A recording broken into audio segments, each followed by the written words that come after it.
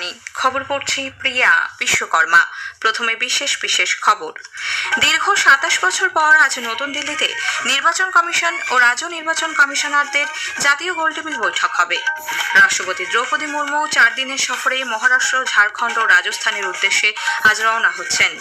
প্রধানমন্ত্রী নরেন্দ্র মোদী আগামীকাল 2 দিনের সফরে ইসরায়েল যাচ্ছেন। বাংলাদেশের স্বরাষ্ট্রমন্ত্রী সালাউদ্দিন আহমেদ শেখ হাসিনার সরকারের পতনের পর দায়ের হওয়া মামলাগুলির পুনর্বিবেচনার নির্দেশ দিয়েছেন। ঝাড়খণ্ডের ছাত্রা জেলায় গত সন্ধ্যায় রাঁচি থেকে দিল্লি যাওয়ার পথে এয়ার অ্যাম্বুলেন্স ভেঙে পড়লে 7 জন যাত্রীর মৃত্যু হয়েছে। মহিলাদের ক্রিকেটে 3 ম্যাচের একদিনের সিরিজের প্রথম ম্যাচে অস্ট্রেলিয়ার বিরুদ্ধে ভারত টসে জিতে ব্যাট করার সিদ্ধান্ত নিয়েছে। আসছে বিস্তারিত খবরে। নির্বাচন কমিশন আজ নতুন দিল্লির ভারত মণ্ডপমে রাজ্য নির্বাচন কমিশনারদের নিয়ে জাতীয় গোলটেবিল বৈঠকের আয়োজন করছে।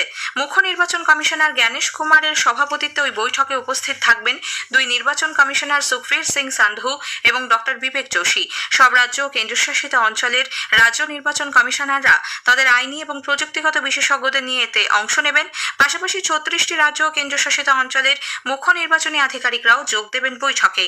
একদিনের এই সম্মেলনের মূল লক্ষ্য নির্বাচন প্রক্রিয়া ও লজিস্টিক্স ব্যবস্থাপনা ক্ষেত্রে সমন্বয় জোরদার করা, প্রযুক্তি বিনিময়, ইভিএম, ভোটার তালিকা এবং নির্বাচনী ব্যবস্থার স্বচ্ছতা ও সুরক্ষা নিয়ে বিস্তারিত আলোচনা হবে। এখানে সদ্য চালু হওয়া ইসিআই নেট ডিজিটাল প্ল্যাটফর্মের কার্যকারিতাও তুলে ধরা হবে।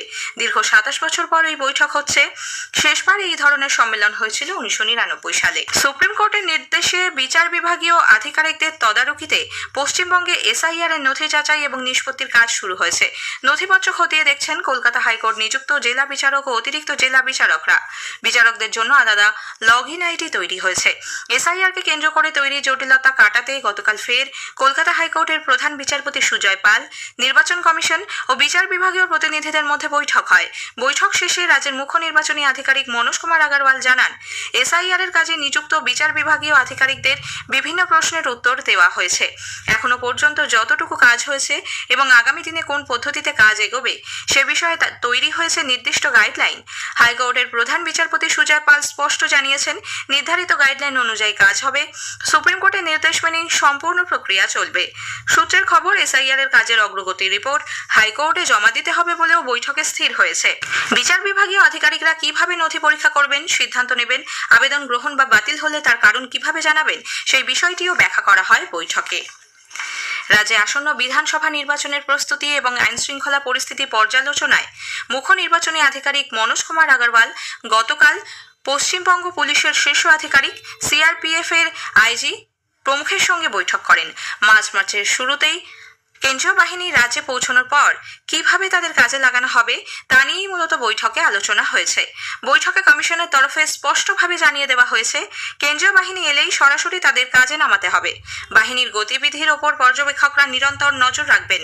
পাশাপাশি তথ্যগত অসঙ্গতি সংক্রান্ত কাজে নিযুক্ত বিচারকদের নিরাপত্তা নিশ্চিত করার দায়িত্ব রাজ্য প্রশাসন নেবে বলেও বৈঠকে স্থির হয়েছে। বুথ বিন্যাসের দিকটিও আলোচনায় উঠে এসেছে বলে খবর। বৈঠকে উপস্থিত ছিলেন পশ্চিমবঙ্গের অতিরিক্ত মুখ্য নির্বাচনী আধিকারিক ও যুগ্ম মুখ্য নির্বাচনী আধিকারিক, রাজ্য পুলিশের ভারপ্রাপ্ত মহানির্দেশক পীযূষ পাণ্ডে, আইনশৃঙ্খলা বিভাগের ডিজি বিনীত গোয়েল, কলকাতার পুলিশ কমিশনার সুপ্রতিম সরকার এবং কেন্দ্রীয় সংরক্ষিত পুলিশ বাহিনীর আইজি সহ অন্য আধিকারিকরা। রাষ্ট্রপতি দ্রৌপদী মুর্মু 4 দিনের সফরে আজ মহারাষ্ট্র, ঝাড়খণ্ড ও রাজস্থান যাচ্ছেন। তিনি আজ মুম্বাইয়ের লোকভবনে পিজি হিন্দুজা হাসপাতালে saving lives and building a healthier Bharat নামে এক জাতীয় প্রচারাভিযানের সূচনা করবেন। আগামীকাল রাষ্ট্রপতি বুলধানার শেগাঁওয়ে কেন্দ্রীয় আয়ুষ মন্ত্রক আয়োজিত জাতীয় আরোগ্য মেলা 2026 উদ্বোধন করবেন। এর পাশাপাশি শ্রীমতী মুর্মু নাগপুরে ব্রহ্মকুমারী আয়োজিত রাজ্যস্তরের অনুষ্ঠান ঐক্য ও বিশ্বাসের মধ্যে দিয়ে মহারাষ্ট্রের স্বর্ণযুগের উদ্বোধন করবেন। রাষ্ট্রপতি আগামী বৃহস্পতিবার জামশেদপুরে জগন্নাথ মন্দিরের ভূমিপুজো অনুষ্ঠানে যোগ দেবেন। এর আয়োজন করেছে Shri Jagannath spiritual and cultural charitable centre trust Jamshedpur. জামশেদপুরের মণিপাল টাটা মেডিকেল কলেজ পরিদর্শনের সময় তিনি সেখানকার ছাত্রছাত্রীদের সঙ্গে আলাপচারিতায় যোগ দেবেন। প্রধানমন্ত্রী নরেন্দ্র মোদী আগামীকাল দুদিনের সফরে ইসরায়েল যাচ্ছেন। তেল আভিভে শ্রী মোদী ইসরায়েলের প্রধানমন্ত্রী বেনিয়ামিন নেতানিয়াহুর সঙ্গে বৈঠক করবেন। জেরুজালেমেও একাধিক কর্মসূচিতে অংশ নেবেন তিনি। ইসরায়েলে নিযুক্ত ভারতের রাষ্ট্রদূত জেপি সিং প্রধানমন্ত্রী নরেন্দ্র মোদীর এই সফরকে ঐতিহাসিক বলে উল্লেখ করেছেন। জেরুজালেমে আকাশবাণীকে তিনি জানান, ইসরায়েলের রাষ্ট্রপতি আইজাক হারজোগের সঙ্গে সাক্ষাৎ করবেন প্রধানমন্ত্রী। ভাষণ দেবেন ইসরায়েলের সংসদ নেসেটেও। 2017 সালে প্রধানমন্ত্রী নরেন্দ্র মোদীর ইসরায়েল সফরের সময় দুদেশের দ্বিপাক্ষিক সম্পর্ক শক্তিশালী করার কাজ শুরু হয়। সফরকালে উভয় পক্ষের মধ্যে বেশ কয়েকটি চুক্তি স্বাক্ষরিত হবে বলে তিনি জানান। विजिट के दौरान बहुत सारे एग्रीमेंट्स साइन किए जाएंगे। हमारा जो फोकस एरिया है इस हमारे रिलेशन में, हमारा focus area science and technology पे है। जैसा आप जानते हैं कि इजराइल साइंस एंड टेक्नोलॉजी में बहुत आगे है, इनोवेशन में बहुत आगे है, रिसर्च एंड डेवलपमेंट में बहुत आगे है। सो जो क्रिटिकल और इमर्जिंग टेक्नोलॉजीज हैं इसमें बहुत सारा डिस्कशंस होएगा और उसमें किस तरीके से आगे हमें बढ़ना है उसका एक रोड मैप तैयार किया जाएगा। কানাডার প্রধানমন্ত্রী মার্ক কার্নি আগামী 26শে ফেব্রুয়ারি ভারত সফরে আসছেন। দুদেশের মধ্যে সম্পর্ককে আবার গড়ে তুলতে তাঁর এই সফর।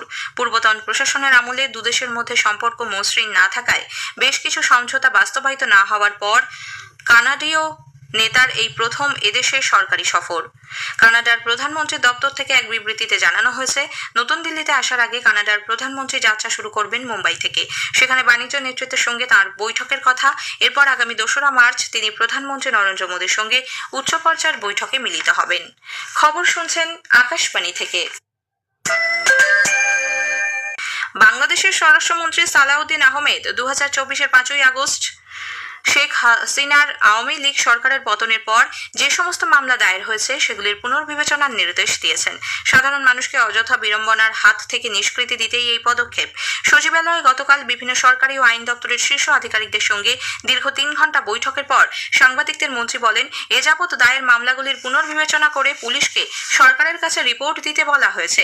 পুলিশ কর্মীদের সতর্ক করে দিয়ে তিনি বলেছেন, সাধারণ মানুষ অহেতুক হয়রানির শিকার হলে সরকার কঠোর ব্যবস্থা নেবে।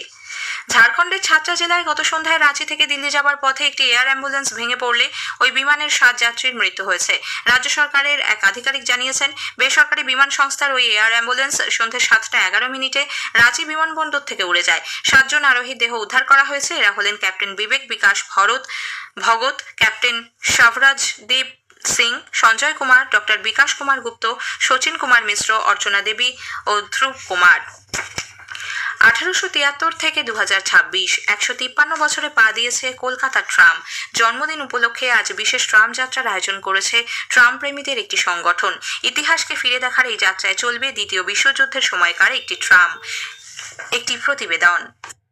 এই শহরের ইতিহাস এবং ঐতিহ্যের সঙ্গে অঙ্গাঙ্গিভাবে জড়িয়ে রয়েছে ট্রাম।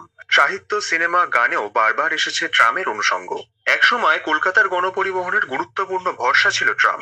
1873 সালের 24শে ফেব্রুয়ারি কলকাতায় প্রথম ট্রাম চলেছিল। ঘোড়ায় টানা নতুন ধরনের ওই যান চলেছিল শিয়ালদহ থেকে আর্মেনিয়ান ঘাট পর্যন্ত। অবশ্য ওই বছরই 20 নভেম্বর ট্রাম বন্ধ করে দেওয়া হয়। শোনা যায় শুরুতে নাকি অতটা জনপ্রিয় হয়নি ট্রাম। 1880 সালে আবার কলকাতায় ট্রাম চলতে শুরু করে। সেটাই ছিল ঘোড়ায় টানা ট্রাম। এরপর 1882-তে ঘোড়ায় টানা ট্রামের বদলে চালু হয় বাষ্পচালিত ট্রাম। 1902 সালে কলকাতায় সূচনা হয় বৈদ্যুতিক ট্রামের। 1905-এ হাওড়ায় বৈদ্যুতিক ট্রাম চালু হয়। 1943 সালে 2 শহরের মধ্যে ট্রাম লাইন চালু করা হয়। আস্তে আস্তে কলকাতা ও হাওড়ায় বিস্তার ঘটে ট্রামের নেটওয়ার্কের। এক সময় বাবুঘাটে গঙ্গার ধার দিয়েও ট্রাম চলতো। হাইকোর্ট চত্বরে ছিল ট্রাম ডিপো। শহর জুড়ে বিস্তৃত ট্রামের রুটগুলিকে চেনানোর জন্য আলাদা আলাদা কালার কোড ছিল। আগে চেন্নাই, মুম্বাই, দিল্লি, নাসিক, কোচি, পাটনা, ভাবনগর শহরেও ট্রাম চলতো। তবে 60-এর দশকের মধ্যেই ধাপে ধাপে সব শহর থেকে ট্রাম বন্ধ করে দেওয়া হয়। 1964-র 31শে মার্চ শেষবার মুম্বাইতে ট্রাম চলেছিল। সম্প্রতি রাষ্ট্রপুঞ্জ কলকাতার দূষণ কমাতে ট্রাম ও জলপথ পরিবহনকে গুরুত্ব দেওয়ার পরামর্শ দিয়েছে। ফলে শুধু ঐতিহ্যের প্রতীক হিসেবেই টিকিয়ে রাখা নয়, শহরের গণপরিবহনের নির্ভরযোগ্য মাধ্যম রূপে ট্রামকে স্বমহিমায় ফেরানো হোক। সরকারের। সুমন মুখোপাধ্যায়, আকাশবাণী সংবাদ, কলকাতা। কর্ণাটকের হুবলিতে আজ কর্ণাটক ও জম্মু কাশ্মীরের মধ্যে 5 দিনের রঞ্জি ট্রফি ফাইনাল শুরু হচ্ছে। খেলা শুরু হবে সকাল 9:30টায়। 8বারের চ্যাম্পিয়ন কর্ণাটক এই নিয়ে 15বার রঞ্জি ফাইনাল খেলছে। অন্যদিকে জম্মু ও কাশ্মীর প্রথমবার ফাইনাল খেলছে। মহিলাদের ক্রিকেটে 3 ম্যাচের একদিনের সিরিজের প্রথম ম্যাচে ব্রিসবেনের অ্যালান বর্ডার ফিল্ডে ভারত আজ অস্ট্রেলিয়ার মুখোমুখি হচ্ছে। টসে জিতে ভারত প্রথমে ব্যাট করার সিদ্ধান্ত নিয়েছে। শেষ করার আগে খবরের বিশেষ কিছু অংশ আরও একবার। দীর্ঘ 27 বছর পর আজ নতুন দিল্লিতে নির্বাচন কমিশন ও রাজ্য নির্বাচন কমিশনারদের জাতীয় গোল টেবিল বৈঠক হবে। রাষ্ট্রপতি দ্রৌপদী মুর্মু 4 দিনের মহারাষ্ট্র, ঝাড়খণ্ড ও রাজস্থান সফরে আজ রওনা হচ্ছেন। খবর শেষ হলো।